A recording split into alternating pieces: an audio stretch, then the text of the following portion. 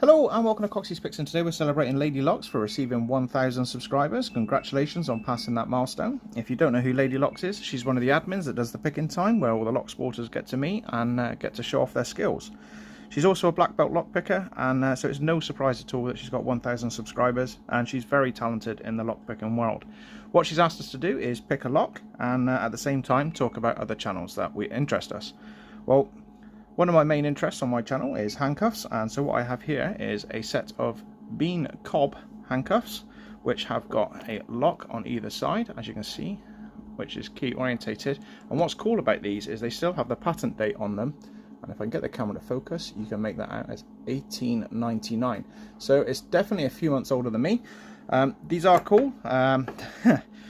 They are a little bit tricky to pick, which is quite surprising when you consider how simplistic the key is. So if I just get the key up in the air, you can see it.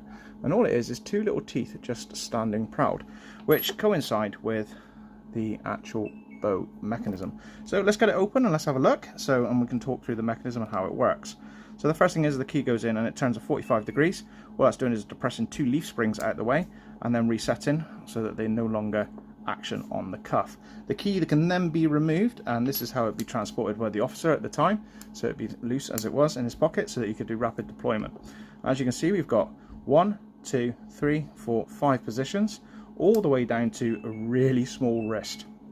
So this could be used on juveniles, females and males alike. So it was a truly talented cuff and well ahead of its generation.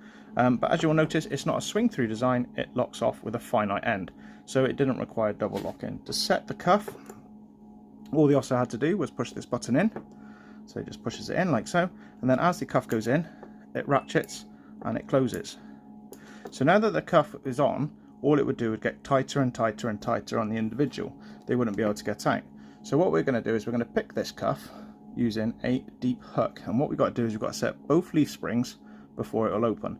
Now, it's a little bit tricky, but there is an advantage to us. So if we get stuck on the deep side, we can always turn the cuff over and use the other aperture as well. So that was one of the cool things about this, is you could access it from both sides so that the officer could always get you out using the key.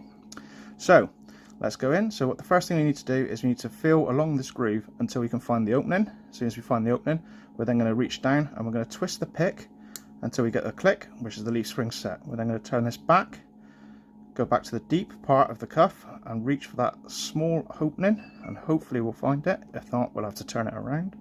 So just reaching in, trying to find it.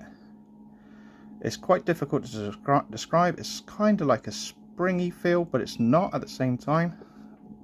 Weird, I know, but there we are. We've got it set, and then we go through. One of the quirky things is if you don't get it fully set and you don't reset that, once you put the cuff back on, sometimes it latches. So let's see if I got it fully picked. I did not, so I only got one side done, but at the same time I was able to escape.